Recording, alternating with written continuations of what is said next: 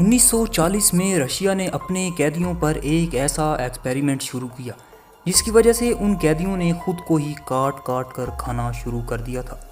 ایک دفعہ پھر آپ لوگوں کو خوفناک دنیا میں خوش آمدید۔ 1940 میں رشیا کے فوج کے جنرل نے دشمن کے 5 قیدیوں کو ایک کمرے میں بند کر دیا۔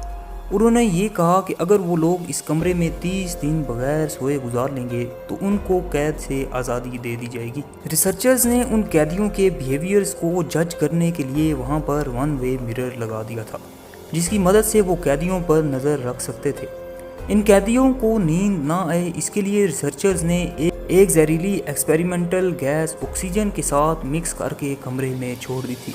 پہلے کچھ دن تک یہ قیدی صحیح طرح سے رہ رہے تھے، لیکن ایکسپیریمنٹ کے 5ویں دن چیزوں نے بھیانک روپ لینا شروع کر دیا تھا۔ قیدیوں نے ایک دم سے 5ویں دن چپ سادھ لی تھی۔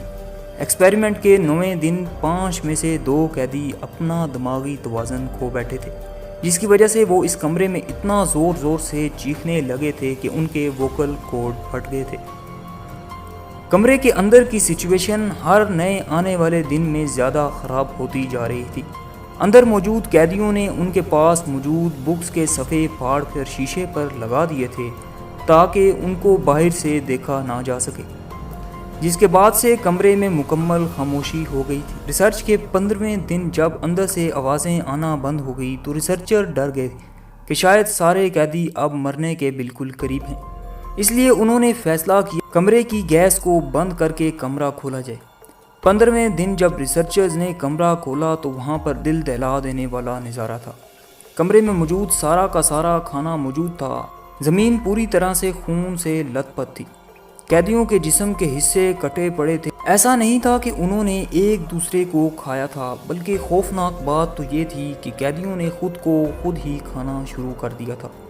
ایک قیدی نے تو خود کو اتنا کھا لیا تھا کہ اس کے جسم کی ہڈیاں نظر آنے لگ گئی تھی۔ ان قیدیوں کو جب علاج کے لیے ہسپتال لے جایا جانے لگا تو حیران کن طور پر وہ اسی کمرے میں اس گیس کے ساتھ دوبارہ جانے کی بھیک مانگنے لگے تھے۔ ایک اور حیرانی والی بات یہ تھی کہ جب ڈاکٹرز نے ان کا آپریشن شروع کرنے کے لیے ان کو مورفین کا انجیکشن دیا تو وہ بے ہوش نہیں ہوئے۔